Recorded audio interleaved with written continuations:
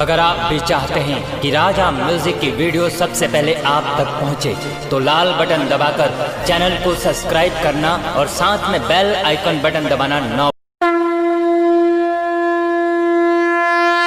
बोली बोली पटना वाली पटन देवी मैया की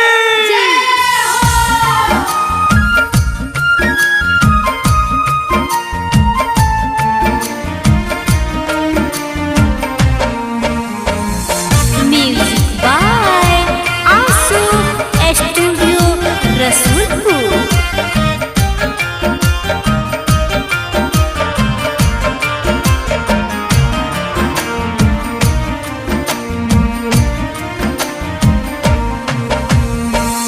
आस भी सवास लेके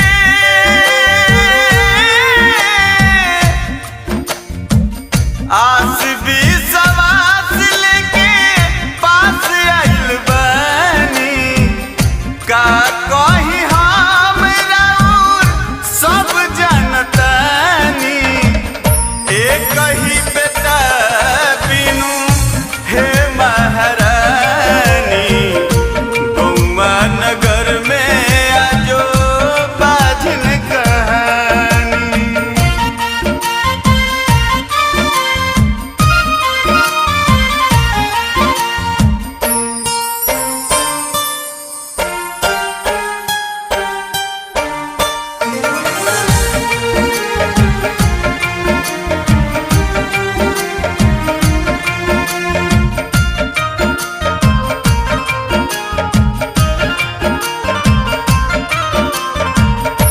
गलती के कमाना मिलल बसाजा, जालिम जमाना खूबे लूटत माजा।